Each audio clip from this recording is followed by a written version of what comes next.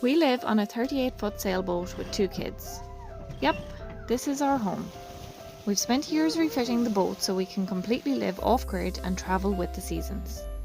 There's no mortgage, no big house, and definitely no abundance of space.